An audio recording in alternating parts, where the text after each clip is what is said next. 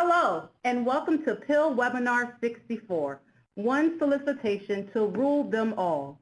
I'm Monica Taylor with the PIL, and I'm joined by my colleagues, David Jablonski and Scott Simpson. Scott, are you there? The world is changing, Monica. Much that was once lost is being found. Scott, what are you talking about? Well, it began with the forging of the great Far Part 1.102, when innovation was given to the four peoples of the acquisition workforce: contracting officers, program managers, policy, and legal. But they were all of them worried about using this great and mysterious power. I think what Scott is trying to say is that we are sharing a new technique with everyone, one solicitation to award multiple standalone contracts. The time has come for innovators from TSA and ICE to share their story and shape the fortunes of all. This is the one solicitation to rule them all. Now, before we get started with this webinar, we have some brief housekeeping to take care of. First, sign in with your full name and DHS email address using the chat pod to prove you attended this webinar and get your credit. If you didn't type your name and email address in the chat pod before you enter the seminar room, please go ahead and type that in now. For example, Monica Taylor at hq.dhs.gov. If you registered or didn't register in advance of today's webinar, just go ahead and do the same process. Type in your full name and email address in the chat pod. If you did not register on CSOD, you will need to track your CLPs you earned today manually. If you are on the phone only, then please email us at pil@hq.dhs.gov sometime today, and we will confirm your attendance for credit. If you do not type in your email in the chat pod, then we have no way of adjudicating your attendance for credit, so please do so. If we jump from one pod to the next, you do not need to re-enter your name again. We will have it on record in Adobe. If you type in your email once, then you are good. Now for a quick orientation for those of you who haven't attended before or if it's been a while. In the bottom right corner, we have the chat box. Not only is this where you type in your full name and DHS email address for credit, it is also where you can submit your questions at any time. We have dedicated PIL staff monitoring the questions, so please don't leave a question in your hip pocket. We don't want this to be a one-way conversation where the audience asks the PIL questions. We encourage you all to interact with each other. So feel free to respond to your colleagues when there's something you want to address. For those of you who are unable to sign into Adobe and are on the phone with the PowerPoint slides, you can still participate in the conversation. Email your questions and comments to the PIL inbox at pil@hq.dhs.gov. We will have PIL team members standing by to take your questions.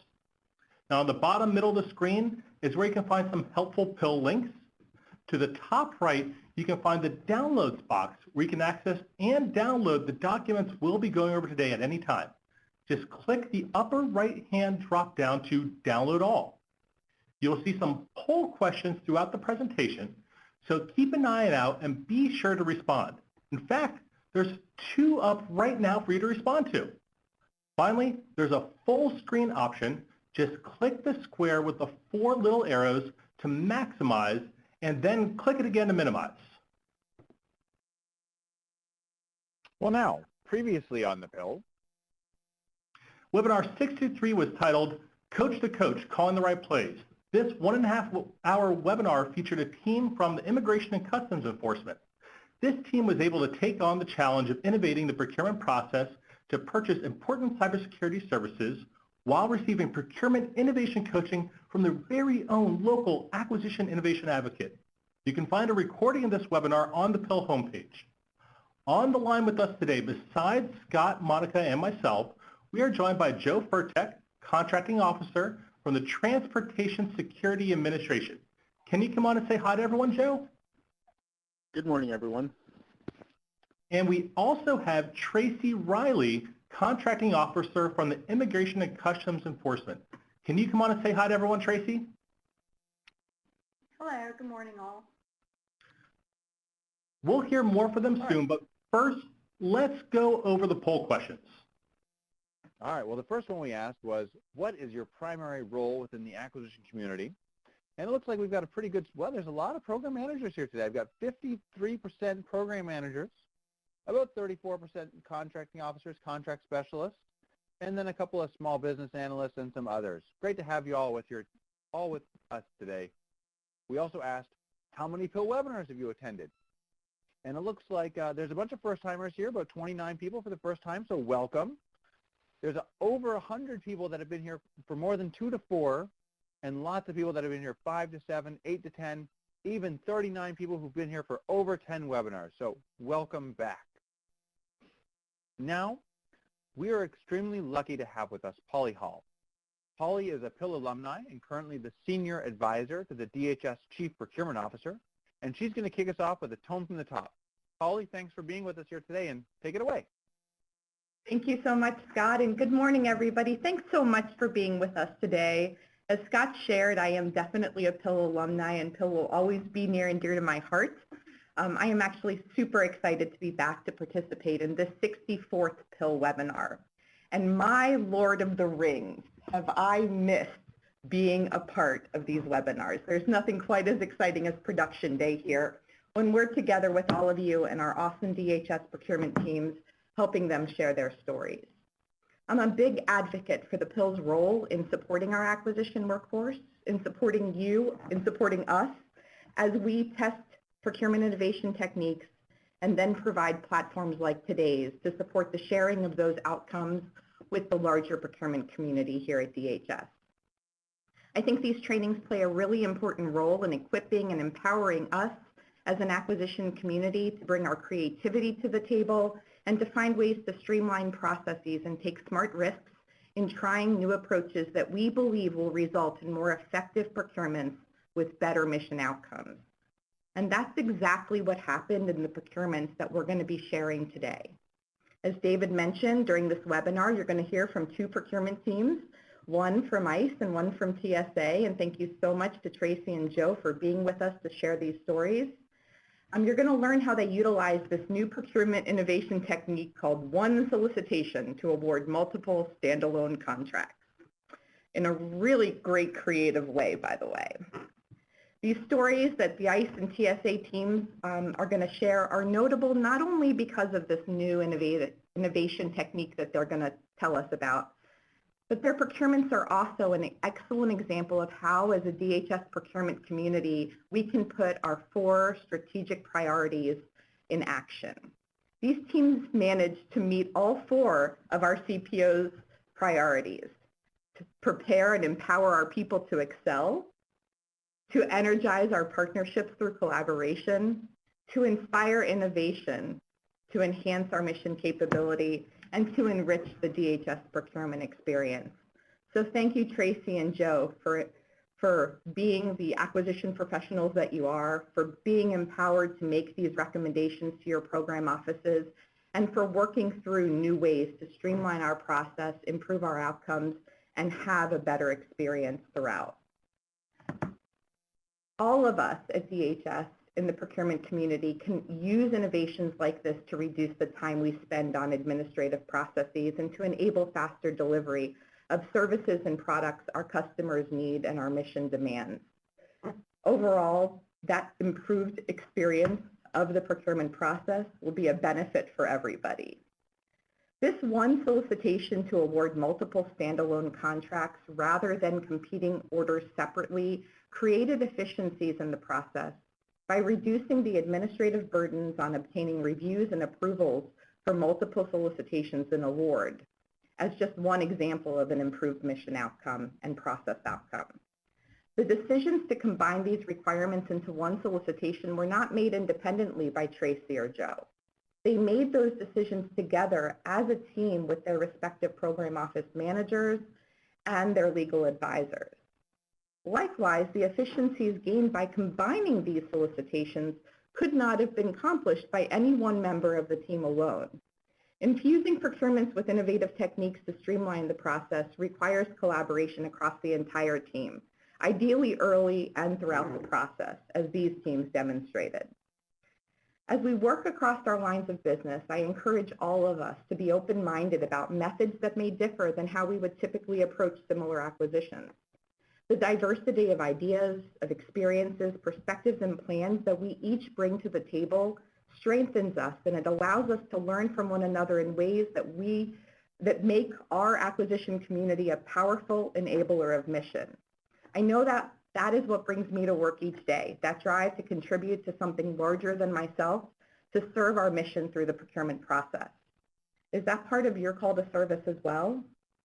Because this drive, this call to service in support of our mission is strengthened through our collaboration. And it also helps ensure that our procurement culture is one of continuous growth and learning. 5 years ago, DHS worked with researchers at Arizona State University to develop a survey tool called the Competing Values Framework. This assessment measures the culture of our organization as it relates to 4 values: process control, innovation, human relations or teamwork, and mission outcomes. The Competing Values Framework Assessment, or CVS, helps OCPO leadership, as well as your contracting activity leadership, understand how well the DHS culture is evolving to build upon our successes to become even more innovation friendly and even more supportive of efficient, effective processes that enable our DHS mission. Starting in June, very soon, in the next few weeks, you will receive a notice that the fiscal year 2022 CVS assessment has launched. You will receive email reminders from Paul Courtney, our CPO, and from Nina Ferraro, our Deputy CPO, and from each of your heads of contracting activities, all encouraging you to participate in this assessment. And this assessment is one where we're looking for participation not just from our 1102 community, but from our program managers, legal advisors, policy folks, and everybody in support of the acquisition community here in DHS. So I encourage you to complete this brief assessment. It'll take approximately 15 minutes of your time, and it's going to be asking you to answer questions about your perspective on these values, both at your component level and at your contracting activity level, as well as on some acquisition and procurement techniques that have been used over the past year. We really are asking each of you across our entire acquisition community to participate. Taking this assessment is really important to our learning and to our service delivery in support of procurement innovation and mission enablement through the procurement process.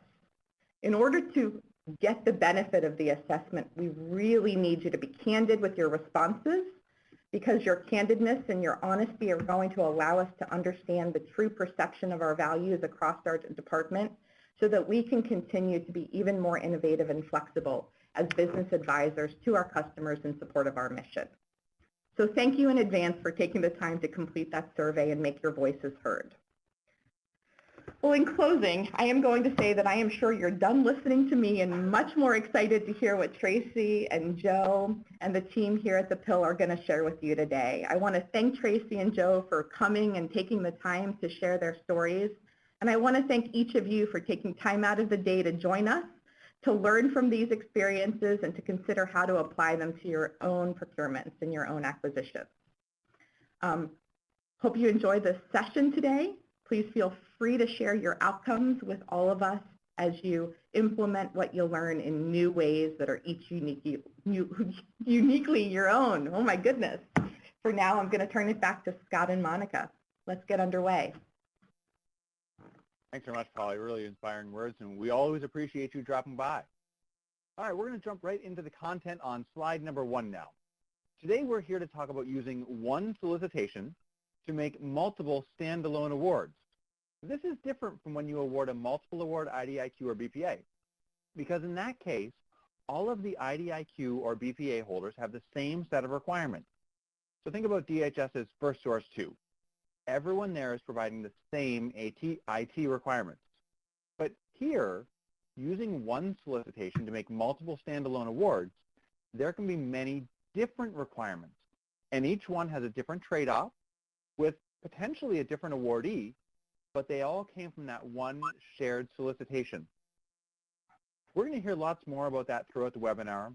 After all, it's the theme of our quest today. We're going to walk through what is the technique, how was it applied by both teams, and what are some of their lessons learned. Now, since this is a webinar about one solicitation with multiple standalone awards, we have multiple teams here today. The first one was led by Joe Furtek, a contracting officer from the Transportation Security Administration. And the second team was led by Tracy Rowley, a contracting officer from the Immigration and Customs Enforcement. Now, as I mentioned earlier, this is a new technique, and there is no previous webinar about this topic. But as you'll soon hear, Joe was awarding 2 BPAs. Now, those are in FAR Part 8.4, and if you'd like a refresher on how to streamline your next procurement in FAR 8.4, check out webinar number 34. Now, Tracy's team was in FAR Part 15, and as you'll hear, one of their most important parts of the procurement was market research. You can check out webinar 59 for more information on how to face your fears and talk with vendors during market research. Well, let's start our quest. Joe, are you out there, and can you introduce yourself? Yeah, good morning, everyone. I'm Joe Furtek. I am a contracting officer at the Transportation Security Administration, as Scott said, and I am in the Security Technology Acquisition Division. That division is primarily responsible for purchasing the security technology screening equipment that is used at airports to screen, passengers, to screen checked baggage, to screen carry-on baggage, as well as to do all of the related maintenance activities, installation activities, servicing activities, upgrades, and at least important for what I'm going to be talking about, we are also responsible for awarding contracts that do various types of testing. And then I was a new contracting officer on this, so I was aided by the very helpful contract specialist, Siobhan Lawson, as well as my branch chief, who because of the warrant was the actual one who signed this, Erica Franklin, and our division director, Carrie Toscano, who all of us played kind of an integral role in getting these procurements across the finish line. And so as I mentioned, what were you specifically buying here for this procurement, Joe? As I mentioned, TSA does a number of, we do testing of security technology equipment. We actually have 4 separate but somewhat related types of testing that we do. The first is Acceptance Testing Support Services, commonly known as ATSS.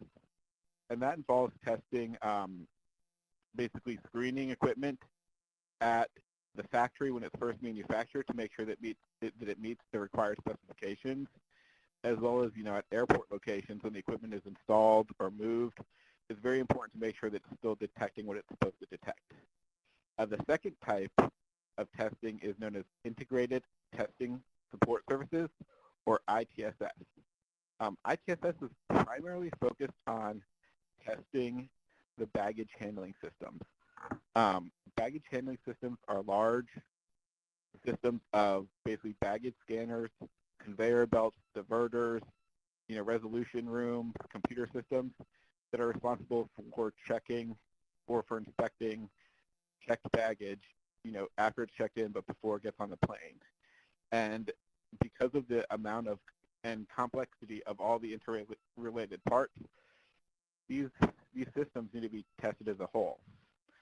And then there's a third type of testing, which is known as Operational Testing and Evaluation Support Services, or OTSS. This is responsible for doing things such as canine testing or covert testing, where we're actually testing the security technology equipment in the field. And the final type of testing is known as Developmental Testing Support Services, or DTSS. This is, under DTSS, we primarily test transportation security equipment that's under development but hasn't yet been deployed. So maybe we'll have an idea for a new type of screening that we want to see about implementing. It takes years of testing in order to actually get that equipment qualified before it can be deployed. All 4 of these contracts were traditionally awarded under single award blanket purchase agreements, and as luck or bad luck would have it, all of them had very similar periods of performance. So they were all up for recompetition at roughly the same time. You told us about 4 of them, but you only actually incorporated 2 of them into your solicitation when you did that recompete. Which 2 did you put in? So we included Acceptance Testing Support Services and Integrated Testing Support Services. We had originally looked at including the other 2, but their periods of performance ended a little bit later, and it logistically it wasn't going to make sense to include those. And so, as the slide says, integrated testing support services was set aside for small businesses, while acceptance testing support services was full and open. That's great. Now, you didn't just use the one solicitation to make many single award task orders. The team used many different innovations, and we're going to talk through many of those as we go through the webinar. So follow along. We're on slide 7 right now. But before we do go on, Monica, I understand we have some poll results. That's right, Scott. We have a poll up that said, have you ever had multiple similar requirements that you wish you could have solicited via one RFQ or RFP? Let's look at the results. All right, it looks like about 91 of you, 82% said yes. So a lot of people in the room have had that, been in that situation. A few of you, 11 of you said, I guess. And let's see if any of you said no. A few of you said no, I like issuing as many RFQs and RFPs as I can. You like those RFQs. All right. All right, we're moving along to slide 8 now. Joe, tell us, how did this journey quest thing start for you? So as I mentioned, I was made a team lead actually at the beginning of FY21, and this kind of ended up as being my, my big project. And it was, while I was familiar with the overall portfolio, this side of it, this testing side, was completely new. And so I was kind of thrown into the deep end. I mean, I was thinking about this. It wasn't really a learning curve.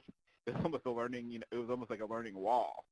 We had been working on, these procurements, we've been working on them, doing market research for a little while, but, they were just kind of needed to be, they're basically waiting for somebody to kind of take them over. And, that was my job. And, as I got myself up to speed, I obviously I knew that these were a PIL project, and I was extremely skeptical about that. While I support the PIL, I like the PIL, I was just kind of concerned that there was going to be another level of oversight from DHS. There's going to involve kind of, biweekly meetings that, I didn't really have time for because I was trying to get these, documents finalized and the contract awarded. But from what I found, the PIL process was one of the most valuable things, for this procurement, because it allowed me and allowed the team to bounce ideas off of kind of almost a neutral coach. Scott was a coach for this, and we were able to kind of talk through issues that we had, talk through kind of obstacles that I was facing, and able to kind of say, well, another team has done this. Have you guys considered doing this to resolve the issues that you guys are having?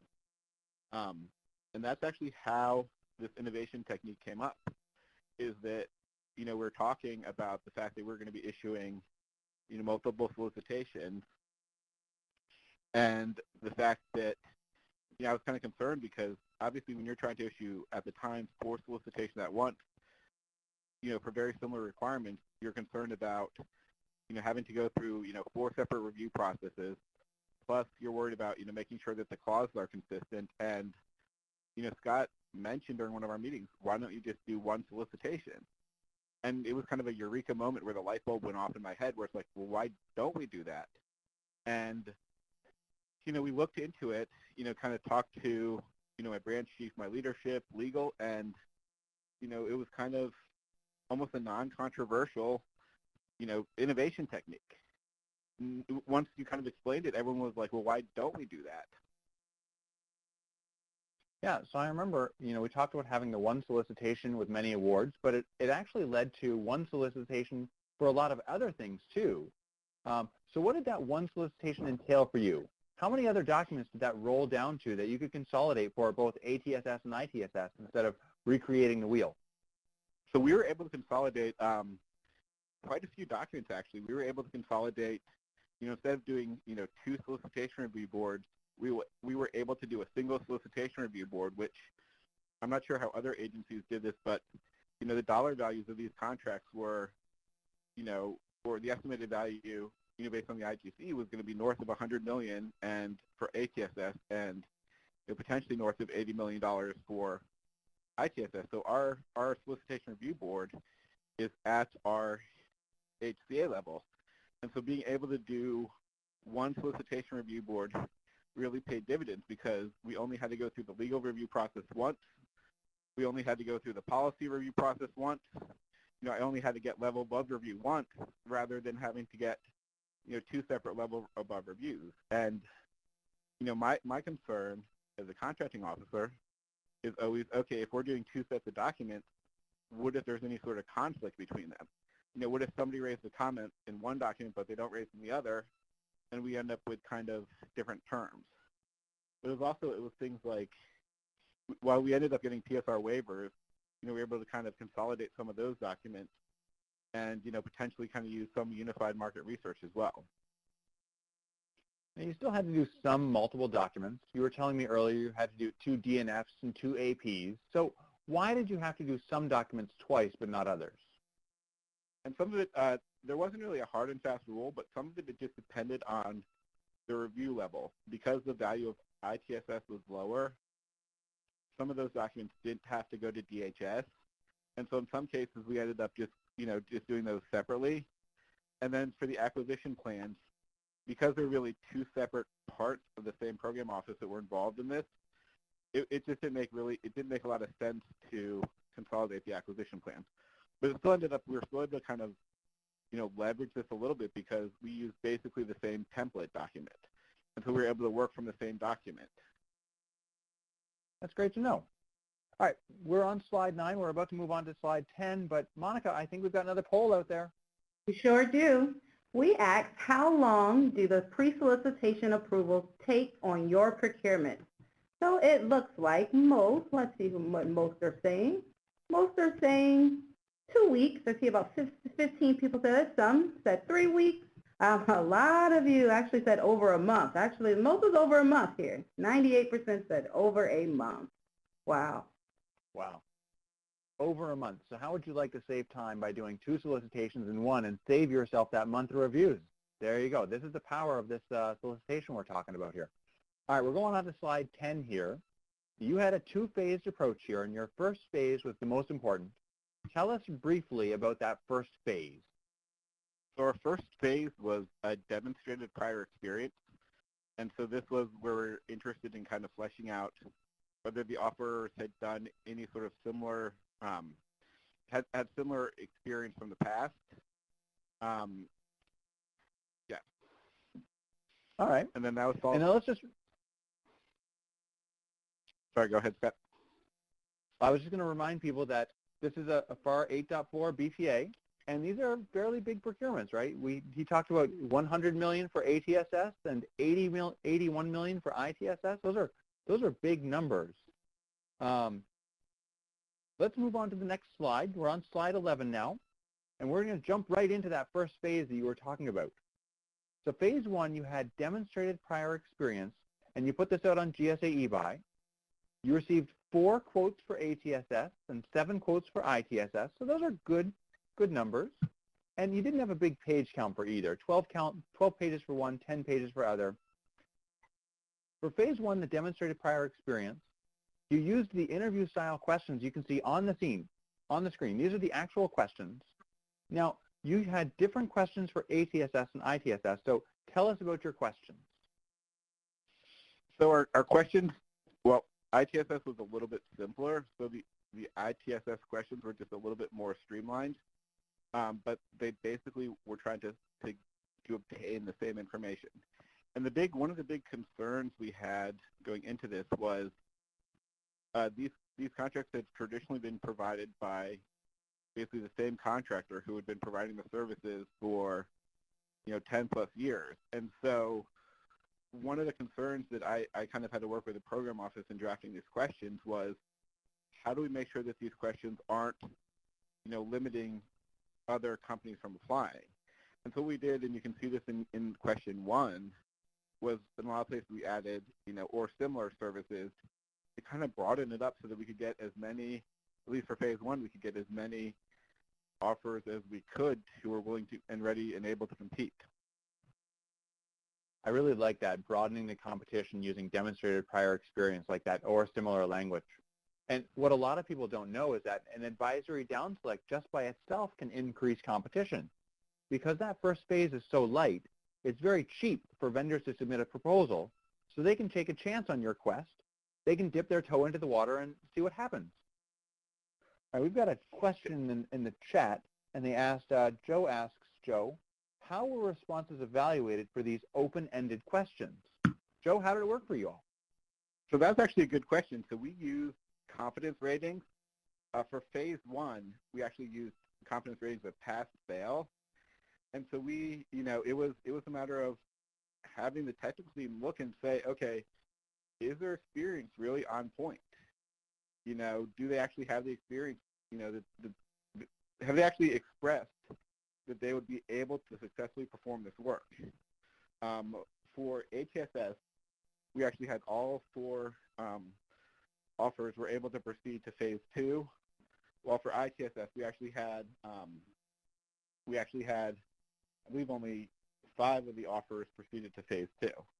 Hopefully that answers your question. It was, the short answer is we use confidence ratings, and like That's a lot great, of other Joe. things, yeah. Perfect. And I want to bring people's attention to the last question there too. Describe your experience with creating new capabilities and fostering innovation. What made you think of putting that question like that in there? So this actually, I can't take credit for this. This came from the program office, but part of it is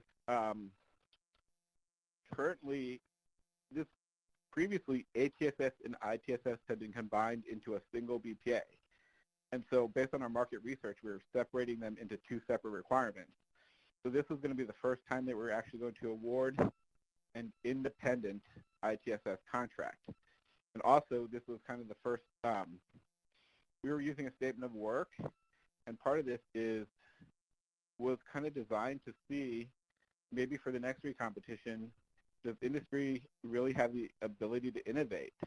Is there something that we're missing? Is there a different way to this approach? And there's also something that, a lot of our testing requires flexibility. Tests may be scheduled and then postponed. Things may go wrong and there has to be retests. And so we just want to kind of gauge, in some cases, how flexible the contractors were. And how did it work out? How did the team like evaluating innovation as a factor? So honestly, I can't remember whether there was a lot of discussion about this.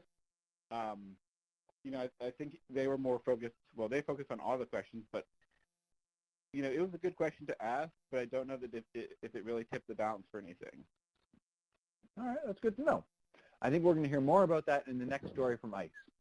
Well, before we move on, Monica, I think we have another poll. All right. How do your teams provide answers to questions asked by vendors during the solicitation? Go ahead and take a moment to fill out that poll, and we'll get right back to it. All right. Well, let's move on to slide number 13 then. Slide number 12. Now, this is where you come face-to-face with your first challenge, Joe, because we're on a quest. We always have challenges on quests. You talked about how you had 2 requirements, and that's obviously going to lead to 2 different sets of questions and answers, but just 1 set of answers, actually. So how did that whole process work with the 2 Q&As for you? So this was actually one of the challenges that we had to work through was because ITSS was a simpler requirement generally, we actually got less questions for it, whereas we got more questions for ATSS. And the technical teams for ATSS and ITSS were totally separate. So we actually had, 2 teams trying to come up with the answers to these questions. The way that we tackled it, at least, was we found in the past that we like to give the offers kind of a template question and answer, Excel document that has just the general format that we're looking for. We want the questions numbered. We want there to be a section reference, just to make it easy. And so what we did for this procurement was we actually had 2 tabs. We had an ATSS tab on the question sheet and an ITSS tab, because some of the offers competed for both. And so they could, they may have ATSS questions and ITSS questions. And then when the questions came in, I handled them pretty much the same way that we would handle questions on 2 similar procurements. The ATSS questions went to that team, the ITSS questions went to that technical team, and we worked to come up with responses. There was obviously, a little bit of a hiccup because if I recall, it took less time to prepare the responses for ITSS, and so we had to kind of work through how we were going to handle that. And I can't remember now whether or not we ended up releasing the ITSS questions first, and then later amended it to issue the ATSS questions. But it's something that we definitely had to kind of think through. That's great. And a reminder out there that you don't need to amend the solicitation to include your Q&As. You can just release them and then just amend the solicitation for anything that changed. All right, now, Monica, I think we're ready for the polls. Go ahead, Joe, before we get to the poll. Go ahead. No, I was just going to say, this was, in these cases, actually the questions led to amendments. So we had to amend it just because, if for no other reason than we had to extend some of the due dates just because it took longer to go through the questions. But yeah, they all required amendments in this case. Yep. You amend what needs to be changed and let this Q&A speak for themselves. That way there's no duplication of effort when you've got one versus the other. If you amend the solicitation to include the Q&A, yep. All right. Monica, poll time. All right. Thank you, everyone, for participating in the poll. So the question was, how do your teams provide answers to questions asked by vendors during a solicitation? The majority of you, 78%, said issue a solicitation amendment to provide answers to the questions. So you just heard that explanation and another way of just changing the document. Release answers to questions as a standalone document. 27 of you mentioned that. And then 33 of you, 18%, said handle them in the pre-solicitation phase only. Definitely asking questions before that document is even out of the door, sharing that draft solicitation. Thank you, everyone. All right, we're moving on to slide 13 now. Sorry, Scott. That actually prompted something that I remembered. So we had originally only anticipated having questions during phase 1, but what we found was that, well, obviously we used the two-phase approach. We didn't actually provide the phase 2 questions until after we issued the advisory down select. What we found was that once vendors received the phase 2 questions, they actually had, maybe more technical questions that hadn't been raised during phase 1, and so we allowed them to submit, limited phase 2 questions only. Okay, that's good to know. Well, we're into phase 2 now, and you told us earlier how this was your first time working on a PIL project. On all quests we have fears and challenges. Going into the advisory down select, what were your thoughts? So our biggest fear was whether or not the industry would actually take the advisory down select advice seriously. That was our concern, that we would have, all the vendors who received, not favorable ratings. We were worried that they were going to elect to proceed to phase 2 because, in our view, it wasn't really going to add much to their marginal cost. What we found was that, every vendor who received an unfavorable rating during phase 1 elected not to proceed to phase 2. And they actually seemed to be grateful for that because it, seemed like it ended up saving them money. They didn't have to do a bunch of work for a solicitation they weren't going to win. Yeah. All right, we're moving right along on to slide 14. We're in phase 2 now. You down selected from 7 vendors to 5 for ATSS. That's pretty good, 5 vendors. And you kept the 4 vendors for ATSS, but that's still a good manageable number. So tell us about how the phase 2 factors went for ATSS and ITSS. So during phase 2, this was more focused on more pure technical issues that were related to the requirement. Again, we used confidence ratings, but we didn't just do pass-fail. We used, I think, high, medium, low, and no confidence just to kind of evaluate, okay, they've showed that they have the demonstrated prior experience to potentially do this to perform these requirements. Can they actually show us that they understand the requirements and will be able to successfully perform them? And so just because of the different nature of each of these requirements, the ATSS proposal was quite a bit longer. And then we used factor 3 was kind of standard personnel and staffing approach, as well as factor 4 was price. Something we actually, and I remember this, we actually did not evaluate past performance because there was, number one, kind of the idea is that vendors on GSA eBuy should potentially have somewhat acceptable past performance. But as I mentioned before, there was a concern that there had been an incumbent contractor who had done the contract since its inception, essentially. And so we were concerned whether, past performance would potentially, give them an unfair advantage or, potentially disadvantage them. And so it's just, we decided not to evaluate past performance, which, under, FAR 8.4, we have the flexibility to do. That's awesome. That's a great point, Joe.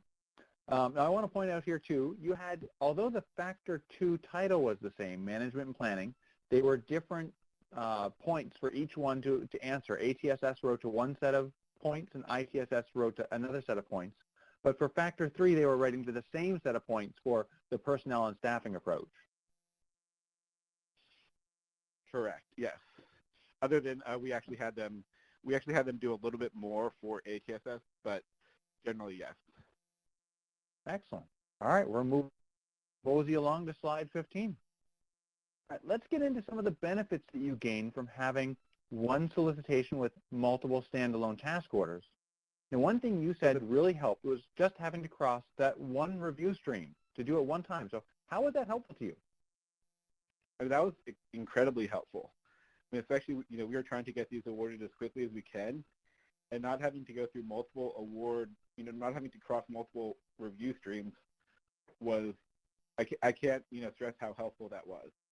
It also ended up making things easier in that we didn't have to worry about kind of inconsistent clauses between, one BPA and the next BPA because we're using, the same underlying solicitation, which had the same clauses. Other than we had, because ITSS was set aside, we had to have notes within the solicitation indicating which clauses, maybe only apply to ATSS or only apply to ITSS. That's great. Now, if you've got questions out there in the webinar realm, if you're listening on the phone, please ask your questions in the chat pod. We will get to them as we keep moving along our quest here. Now, after awards here, you made 2 successful awards to ATSS and ITSS, and they were about a week apart. How did having one solicitation help with the award review process too? It also made it easier because we were able to kind of easily separate the documents to create, the ATSS and ITSS award. And while we weren't able to use a unified business clearance memo for ATSS and ITSS, since we were planning on awarding the initial orders with the BPA, we were able to kind of combine the BPA BCM with the initial order BCM. And that ended up being really streamlined too, because our leadership didn't have to review 2 memos at the end of the fiscal year. They could only review 1. And, because a good portion of the BCM for the order was just background anyway. That's another way we streamline this. So there you go, leadership. If you're out there listening on the webinar too, this will help speed up your timelines as well to save you reviews. All right, let's move on to slide number 16 now. We are coming up against another challenge. And one of the ones you mentioned earlier was, how do you keep 2 quests on track, the ATSS quest and the ITSS quest? How did that work for you, Joe? That was, obviously, as Scott said, that was a challenge. We had to make sure that we organized the solicitation, and some things that we would have normally included in the body of the solicitation, like labor categories or a CLIN structure, we actually had to end up adding as attachments. And so we ended up having 2 separate sets of attachments, one for ATSS and one for ITSS. It also led to a bit of a challenge because we're managing 2 technical teams that are different at the exact same time. And in this case, one of our technical teams was primarily in Texas, and so that led to challenges. But we would have had to deal with the exact same challenges if we were awarding these solicitations separately. So you mentioned we've got one comment in the chat that your sound quality is a little low, Joe. So if you could speak up, that would be great. But you mentioned having this in virtual too. That was a challenge. So how did you overcome having this in a virtual environment? And it was a challenge because we were doing this during the pandemic, and I have never had to do. I've always traditionally I've been a big believer of kind of having the technical team, all in the room, and it was a little bit of a challenge to kind of manage the manage the time difference. But we become used to using, in the virtual environment, so it wasn't impossible to overcome. You told me a good anecdote about how you had to do an on-the-spot consensus one day at 5 o'clock because that's when the team was done their evaluation. Yeah, and I think it was like 5 o'clock Texas time, which was, 7 o'clock our time. And so it's just something that we had to kind of deal with and overcome. Yep. All right, let's go on to slide 17. We're going to remind people that you are in FAR 8.4 here, so you did not do debriefings. You did presentations of awards for both BPA awardees and those who submitted bids. And after that, well, you got many protests from one solicitation. What happened there, Joe? So this was actually one of the hardest challenges to deal with. Is it because these awards were awarded pretty much at the exact same time? We ended up getting 3 solicitations, 3 protests, 1 against ATSS and 2 against ITSS. The protests were almost for I think Scott put it this way, they're kind of for the typical grounds. Nobody raised as part of the protest issue the fact that we had used a single solicitation. That wasn't part of the protest grounds. And ultimately, 2 of the protests were dismissed and 1 was denied by the GAO. You mentioned this is a challenge, but I understand there was sort of a benefit as well. So there was a tremendous challenge in that, not only were the solicitations on the same timeline, but the protests were on the exact same timeline. Now, while we did have the same legal counsel working on both of them, it did make it, some of the deadlines were tight. Dealing with one protest is hard. Dealing with 3 simultaneously is even harder. But it did have kind of an upside in that, as part of the document request, the BPA documents were the same. That did make it a little bit easier to kind of do document production. Those are great benefits, even though you had this big challenge. All right, let's move on to slide number 18 now. We're going to go back to the beginning, where you talked about the 4 requirements. We've heard the story for ATSS and ITSS, but I want to hear what happened to Samwise. I mean, DTSS and OTSS. So what happened with those? So DTSS was awarded by another contracting officer last year. While we didn't use a single solicitation, they did use basically the solicitation documents that we were, that we had prepared for ATSS and ITSS. OTSS is still ongoing, but again, like anything else, there's benefits because the requirements are close enough. And I understand you're using much of the same solicitation approach and evaluation criteria that you have already established for ATSS and ITSS. Generally, yeah, generally. I mean, with a few tweaks, but generally. Awesome. All right, Monica, I think we've got one more poll out there. What are people telling us? That's right, Scott. How complicated do you think running one solicitation with multiple single awards would be? It looks like the majority, 80% of you, said easier than running 2 solicitations, 121 votes for that. A few of you, only 8%, 13, said about the same as running 2 solicitations. And then we had a few who said a little more complicated than running 2 solicitations. About 18 of you said that. So thank you so much for participating in the poll. And if you have any questions, please feel to put those in the chat. Well, let's hear what Joe says on slide 19. Joe, was it easier or harder? What are your final thoughts? I found it to be much, much, much easier. I mean, it's not a one-size-fits-all technique, obviously, because, we had kind of a unique situation where our requirements were similar enough that we could get away with a single solicitation.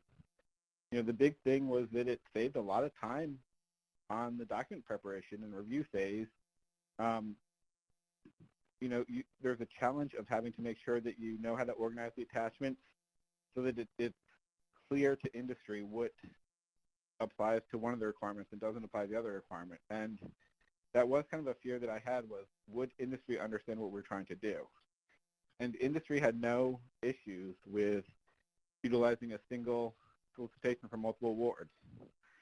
And then kind of the industry actually said it was easier to figure out what belonged to what, and the organization was good. So kudos from industry.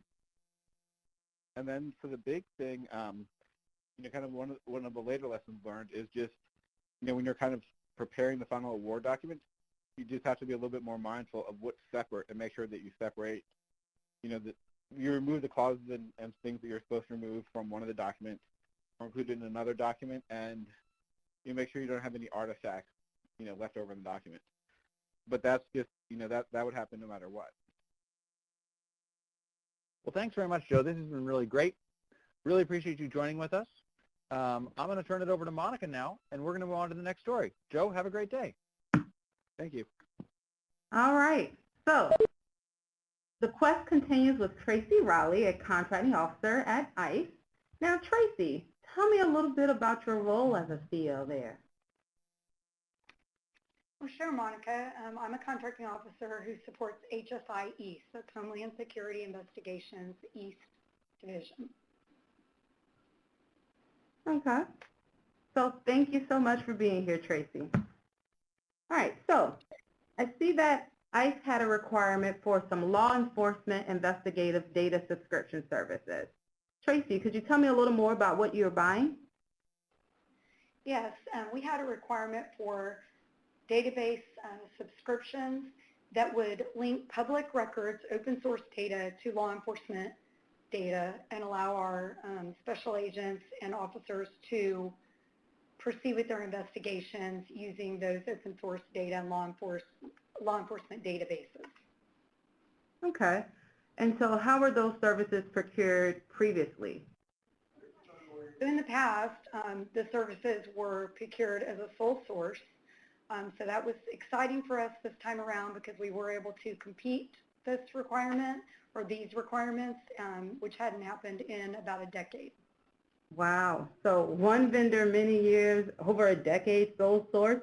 It sounds like you may have done some market research to possibly have competed this. Let's go to the next slide. So these are just some of the procurement innovations that your team used when purchasing those law enforcement investigative data subscription services. Looks like you had an advisory down select, oral presentations, and you even involved end users. Any particular innovation that you found to be, maybe your favorite or really contributed to the success of this project?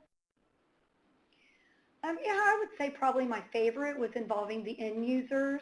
And we'll get to that a little later in one of our phases where we had like a trial period where users actually got to log in and such. So that was really awesome. It was extremely helpful for evaluation purposes, but also oral presentations, not necessarily new, but we didn't have vendors submit any paperwork or proposal data other than their oral presentations for which we recorded. So that was really unique as well, I felt.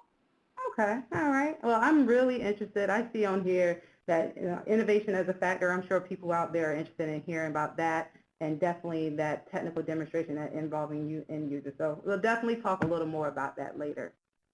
Now, before we dive into the solicitation, we're going to go back to that. You mentioned that the project had been with the same vendor for many years. So tell me what happened. Correct. Well, actually, both of these tasks had been with the same vendor for many, many years, and we determined through market research that it was likely and probable that there was more than one source that could provide us this database access for one or possibly both.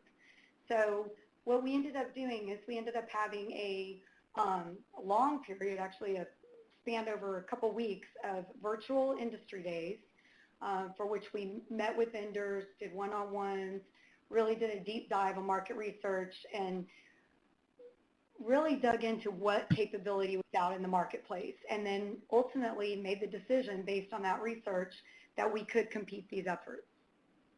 Wow. So it really looks like really looking into the market research, really doing that one-on-ones, really let you lead into. Let us know in the chat if you've been in an instance where you've had a vendor who's been there many decades or many years and you're finally maybe competing it. Let us know. So one of the things that we did, we actually polled the audience because to see how often you engage in one-on-one. Scott, what are people saying out there? Well, I got some good responses. It looks like over 40% say often it's a best practice. I love that answer. And it looks like another 26 said, I've done it once or twice. Well, we hope you do it once or twice more. And then less than 20% say I've emailed vendors. And well, there's 22% that say I neither talk to nor email vendors during market research. And there were 3 people that asked, we can talk to vendors? Wow. All right. So we really want to talk about that. So Tracy, you had one-on-ones. I really want to dive into that. And did the vendor provide any type of product demonstration during those market research one-on-ones? How did those go? Yeah, so the one-on-ones were excellent, really telling, because during our virtual industry day, we had, of course, the larger group session where all the vendors were on the lines together and, talking about, very, very small portions of their capability, because as you can imagine, if you're sitting in a room or on a conference call with a bunch of your competitors, you don't want to give out your secret sauce or show your hand of what your capability is.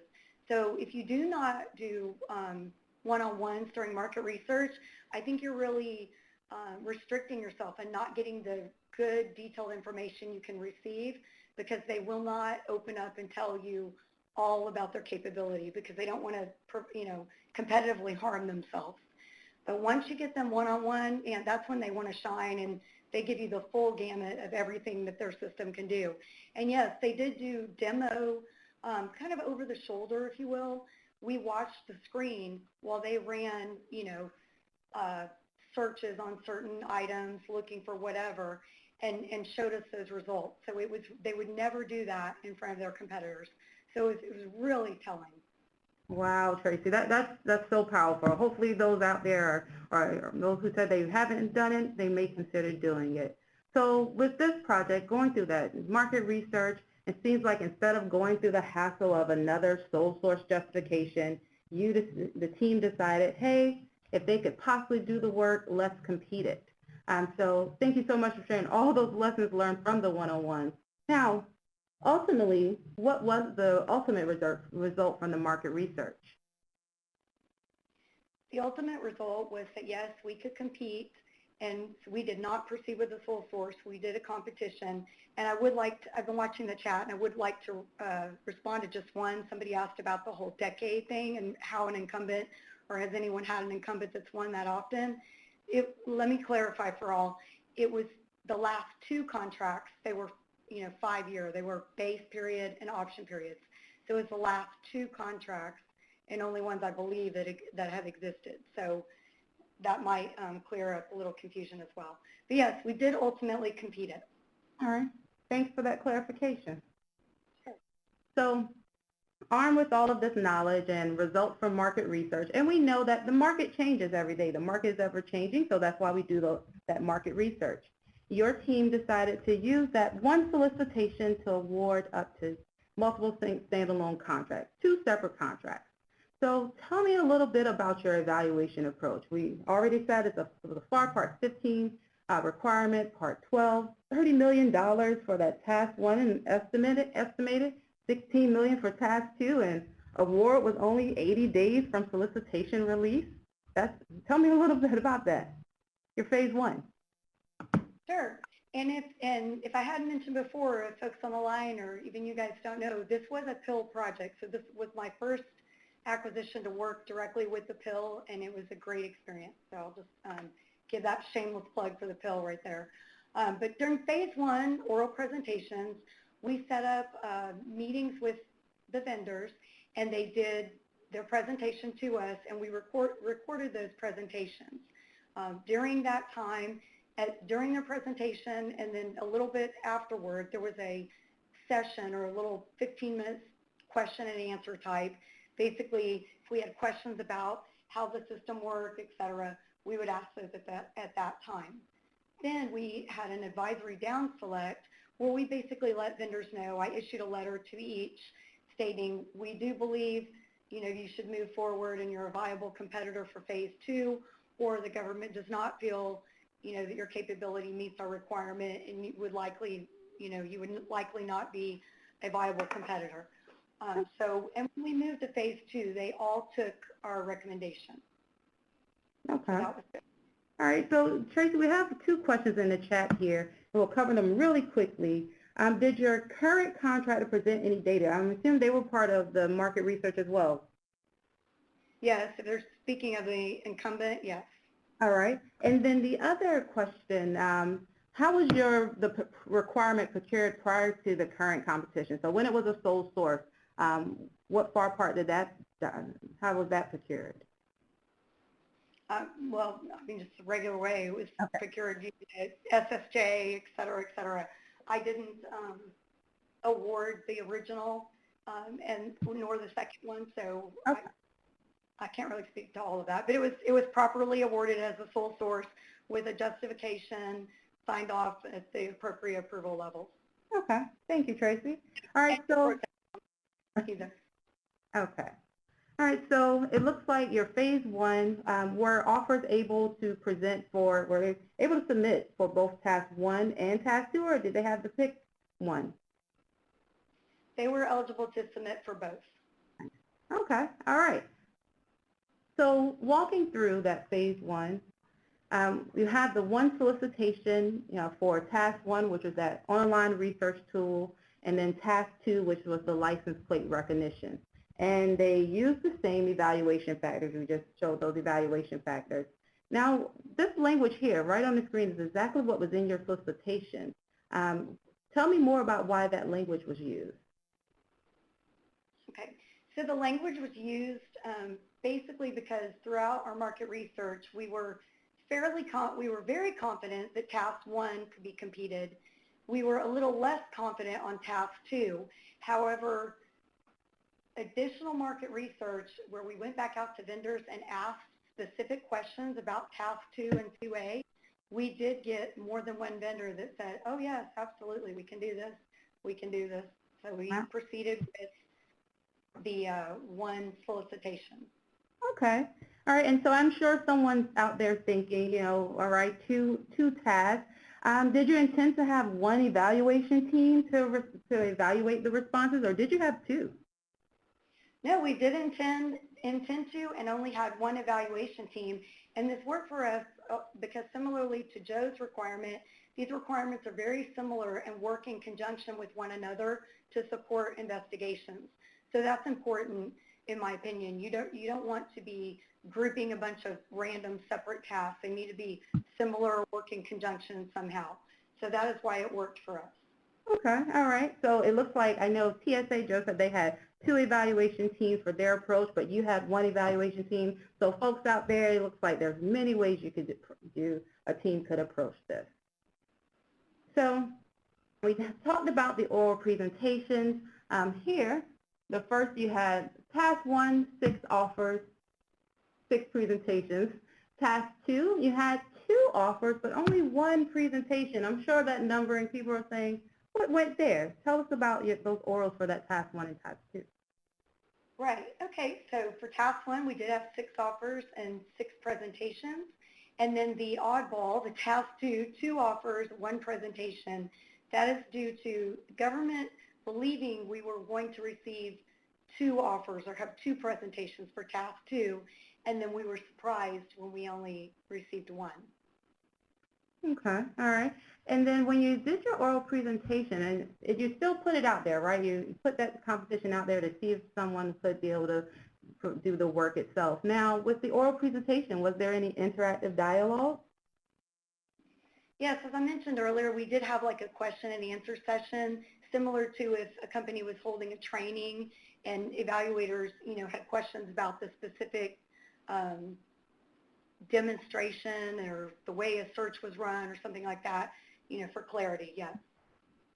Okay, all right, and then this was your phase 1 was your advisory down select, and so did everyone take the offers, the government's advice? Yes, they did. We had, out of the 6, we only had 5 that moved on to phase 2, and they did agree with us. Okay, all right. So I think we have another poll up. Scott, can you go over our poll? That's right, Monica. Yep. We asked people, have you conducted an oral presentation in the first phase of a 2-phase procurement? And it looks like there's a few people out there that have. There's 20 people that have had oral presentations in the first phase, over 20 now, but over 100 people say no. And there's a few people who are unsure. They're going to go back and check their notes. All right. really like that paperless approach in that phase one. So after the oral presentation, you had a trial period. It's a sample product here. Tell me a little bit about that second phase. Yes, the trial period was very effective. Basically, there was a group of users that tested out each company's database and used it in like a real life situation, at work, a work situation. They were provided up to 10 hours of help desk support or instructional support, meaning they could call in to each vendor and get on the spot help or get some training. How do I run this search? How do I do this search? And it really was nice because it was almost as if each vendor had already been awarded the contract and they were testing it out. So I think especially in something like this where you're running searches in a commercial database, commercially offered database, it's very beneficial to be able to see how it functions and such. And that is the main reason on this slide 27, those 4 items you see that we evaluated, those are so important for users. And that's why we chose those, or the team chose those, the evaluators and users, because you do want to pick a system that's user-friendly, that has effective and quick response time for help desk support, has the ability to run specific reports and the details within those reports that actually are needed for your investigations, and then the validity of the data. Because when you are working in an investigation, you obviously want the data to be accurate so that it can be used, subsequently in a trial. Wow, and this is real language here that people could use to really do that testing. You really involved your end users here. And then I even like that last sentence there that said offers may be rated more highly if their database has unique or added features or other innovations that provide benefit to the government. So that innovation as a factor was built into this as well. All right. So all of this happened. We went through your first and your second phase. What eventually happened? Did you make 2 awards? Yes, ma'am, we did. We made 2 awards, and that result was based on the fact that for Task 1 and 1A, the apparent awardee was not the same apparent awardee as Task 2 and 2A. So we did make 2 awards. Important to note, or just interesting, 1 award went to the incumbent for both of the previous tasks. The other award went to a new vendor, or not previously awarded, not the incumbent. So that was the result, yes. Okay. And in looking in the chat, it seems like a few people on that previous slide where we talked about doing that demonstration, getting in the system, having your evaluators do that. I'm so glad that some people are already using that. Hopefully for those who aren't, you can maybe try that on another procurement. Now, Tracy, you made the 2 awards. Any protests? No protests. Okay, so 2 vendors, 1 was incumbent, but hey, you opened up something to competition that may not have otherwise have been available for competition, even with the 2 vendors. So let's talk a little bit about the benefits. What are the benefits of that 1 solicitation? So in my opinion, the really amazing benefit to both the agency and to vendors was cost savings, and you don't need to assign multiple people to execute. We had 1 evaluation team, 1 CO, and just streamlines everything. And the vendors didn't have to put together multiple proposals or multiple presentations, just knocked it all out in one go. Okay. Any other benefits that may just not be shown here? Oh, I want to add also just one set of, we have 1 core and 1 A core. So because they're similar and the users are all the same, 1 core, 1 A core, streamlines it all. And I think there might be some questions that they want us to ask. I'm sorry, I'm not keeping up with it. No, totally fine. I have it here. So Garrett asked in the chat for the trial period. I think that trial period was very interesting. What strategies did you find most useful when trying to get stakeholder buy-in? That's a great question. So initially, what we did, and I have to give the credit to the program folks that I was working with and the core and A-core, they made a huge matrix with all the different requirements that HSI and ERO would need for this type database. We were careful to not use incumbent named offerings because each vendor has different names for the same type searches. So they did it in very generic, this is what it needs to do, kind of language, you know, very generic. So that was helpful and it was exhaustive. But that was super important because that enabled us to really nail down exactly what we needed. Okay. And then did the evaluators find it difficult to evaluate that factor? No, not at all, actually. I had a great evaluation team. It was all HSI folks, actually, so that was a lesson learned. We really needed ERO people as well, but they did a great job, and they were users, so they knew, they understood, you know, what they were looking at and what they were testing. Okay. And then tell us, you know, would you use the strategy again? It sounds like it worked well in this instance. Absolutely. Not only would I use it again, I would use it a little different way.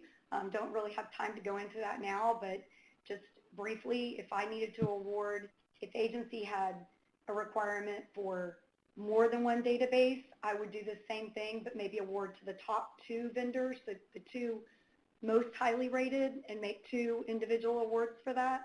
And that's pretty much what I would do, but it really worked well.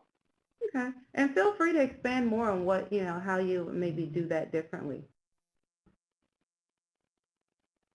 Right now, what you're saying? Yeah. Okay, I'm sorry. So basically, and I'm giving you a real world scenario right now, it's coming to light that an additional 1 or even more databases might be needed for our agency. And so had I known that a year and a half ago when we were doing this, then we would have started with that, and we may have awarded 3 awards.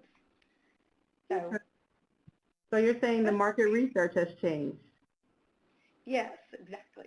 Mm-hmm. Okay. All right. And are you doing anything different with your market research this go round? No, not really. I mean, just still looking into things. We've not really started. Program office has, but I have not been brought in on that yet. Okay. Thank you, Tracy. All right. Another question in the chat. Someone asked, who were the 2 awardees? Oh, sure. I can share. I mean, it's public knowledge. You can find it, you know, out there, so not a problem. One awardee was LexisNexis, and that was for the Task 1 and 1A, and then the other awardee was Thomson Reuters Special Services, TRSS, and that was for the license plate recognition. Okay. All right. Any other questions in the chat? If you have any questions, feel free to put them in the chat, or any comments if you've used this approach. All right, so one of the things, Tracy, you made that award, and 2 awards, 2 vendors. It happened. Really want to talk about how you know, any final thoughts, lessons learned, challenges, really go through that. Tell us about that. Yes, so really important to ensure the evaluation team is comprised of the right members. That's really a little lesson learned for us. Our agency, you know, ERO was fine to let HSI take the lead, and then in the end we found it really would have been valuable to make sure that ERO was also on the evaluation team. This would have been a more complete team that way. Ensure you also have a planned way to document the oral presentation. Some folks, you know, didn't really want to record it. People feel funny when they're being recorded. But at the same time, you don't want to be spending time trying to take copious notes because you end up getting so bogged down in taking your notes about something a vendor said that you're going to miss what they say a few minutes later. So the recording was extremely valuable because we didn't have to worry about that. We could really focus and pay attention and then just listen later on when we needed to. And we did do that for a few of them. Also, thirdly, collaborate with your attorneys and legal advisors on the innovative techniques that you intend to use and how your evaluation will be documented, because they may have one idea of what they like for documentation, and then you might be using really streamlined, as we did here, bulletized documentation, and you just want to make sure everyone's on board and is good with the thoroughness of that documentation, and it's bulletproof, so to speak. And then the market research and one-on-one meetings, so valuable because it uncovers so much. And really, I'd like to foot stomp on one-on-one meetings. Don't be scared about having different conversations with different vendors, because we're taught as COs we always have to give the same information to all vendors. That is correct in most situations. However, in a one-on-one meeting where you're discussing the vendor's capabilities, you can ask questions specific to their capabilities. You don't have to ask the exact same questions to other vendors, and it can uncover a lot of information that's valuable to your user and to the contracting team that's working your actions. Okay. And then we have a question in the chat, Tracy. What was the overall pre-PALT, i.e. prep, and the PALT processing time? Are you able to share that? I mean, I can't, only because I do not know. My speed is do it as quickly as I can, but as thoroughly as I can, so I don't really pay attention to PALT too much. Gotcha. You just get it done. Now, one of the things I really liked that you brought out was ensuring the evaluation team is comprised of the right members. That sounds like something that was a lesson learned. Can you share a little bit about that? Yes, I can actually. So definitely a lesson learned, because those two different divisions have different uses for the data and for the searches they're doing, et cetera, without going into too much detail. And what ended up happening was, after award, about a month later, oh my goodness, we don't have da-da-da-da anymore. Well, you don't have da-da-da-da anymore because we didn't award a sole source again to the incumbent. So then, I mean, users get used to certain data or certain ways to search what they've always had in the past or the previous system. So it's just a paradigm shift, a change. Nobody likes change, right? And then ultimately, something, and we're still battling this, a capability that some users don't even realize they still have, they have, and they're complaining about not having it because they don't know how to utilize it. Gotcha. So you hear out there of just making sure you have the right evaluation members, especially when you're evaluating several different task areas or scopes. So one of the things here, Tracy, looking back at this, and kind of a question from the chat, how did the time to award, did you feel like everything went as expected, other than, obviously maybe not getting the 2 for the second task, but how did that compare to what your milestones were, just kind of going through this project? Right, and we pretty much stayed on track. There were a few, things that popped up here and there, but, legal and PIL, everyone involved was very available when we did have some of those questions. So worked through it and all was good. Okay. And we went and pulled some data in our system here, and it looks like it was about 101 days from PIL engagement to award. So, and of course, 80 days. So maybe about a month planning, and maybe you guys obviously did some pre-planning before approaching the PIL itself. So just to share that for those that asked that question.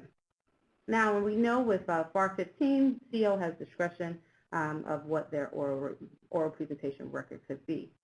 All right, so Tracy, I really, really appreciate you taking the time to share your story today.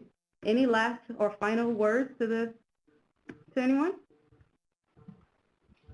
I mean, the only thing I really would say is just don't be afraid to get out there and try new things, because you might find something that really works for you. And you're like, wow, I wish I would have done that a year ago or a few years ago. And then if it works well and you like it, do it again. And if you've got things you want to adjust, which we usually do, then you just adjust and do it again, and it's better the second time around. Okay.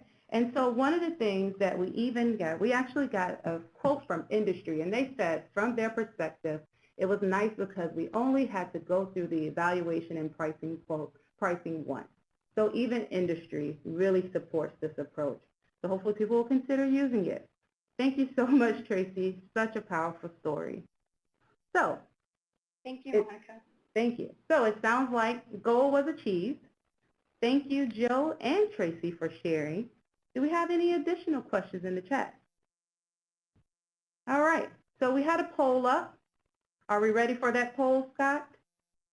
Oh, we are ready, Monica. All right. We asked people at the end here, you've heard it for 70 or 80 minutes now, would you consider combining related requirements with a SUE, SAO, PWS into one solicitation and issuing many single awards on a future procurement? And over 130 people have said, yes, I'm willing to try it. Another 22 said maybe, and there's only 2 people in the whole audience of over 300 people that said no, absolutely not. So it looks like we've definitely convinced some minds today, Monica. Now, just in case you're interested, these are not the first 2 teams that have used this approach. Another team actually used it at the Customs and Border Protection. They were purchasing the Targeting and Analysis Systems Program Directorate, which is a mouthful. That's why we call it TAS-PD. Now, in that case, they combined not 1, not 2, but 4 requirements into 2 solicitations. One of them was for large businesses. They competed that under Alliant 2, and one was set aside for small businesses. They competed that under CIO SV3. And it was for big dollars. The combined total value of those 4 requirements was $1.4 billion. And look at how fast they awarded those. The large businesses on Alliant 2, they awarded them in just 47 days. And on the small business size, well, it was a little longer. It was 48 days. So they did a great job. Now, as you can see, this was not the only innovative technique that they used. You can download their solicitation from the artifact box, and maybe we'll do a PILcast on it with the team in the near future. So stay tuned and check that out. All right, folks. Well, that's about it. We'd like to thank Joe and Tracy and the hundreds of you for joining us today for our 64th PIL webinar. And we hope you consider this approach on one of your next procurements. Just a reminder for those who haven't done so already, you must sign in with your full name and DHS email address to receive credit. So we also have our PILcast series that Scott just mentioned out there. Be sure to go check them out. These are available right now on our YouTube channel, where we talk about different procurement innovation topics in 10 minutes or less. Be sure to check them out. Right now, number 13 is out there for betterment that you can check out today. Be sure to go to our DHS PIL homepage, where you can find recorded webinars like the one today. It'll be up in just a few days, useful resources, your component acquisition innovation advocate, and you can submit ideas for innovation, for idea competition that's out there and live right now as well. And the PIL YouTube channel that we're just talking about with the PILcast series. For our DigiBadge community out there, if you're interested in earning your DigiBadge, you can attend 5 webinars and apply 1 innovation technique on your own, or attend a PIL bootcamp. And you could join the 21, almost 2,200 PIL DigiBadges in the community that are out there right now. Be sure to go do that today. If you need help on your next procurement project, want the PIL assistance, go ahead to our PIL homepage and submit a PIL one-pager. You can request formal PIL coaching support, and we'll help you apply innovative concepts on your next acquisition. We have 3 trainings that are available and live on CSOD right now. We have 1 more DHS only and industry combined PIL bootcamp that's happening on June 9th.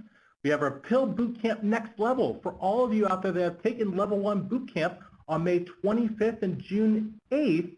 And also we have a June 15th coaching clinic for all of you that want to go to the next level in level 2 DigiBadge community. And if you need a refresher or just want some helpful hints on some techniques out there, be sure to check out the PIL Primer, which can be found on fai.gov. This is the 1-hour micro version of the PIL Bootcamp, where you can access on-demand training for the 10 top techniques out there, so you can get some quick input and share with your teams as well.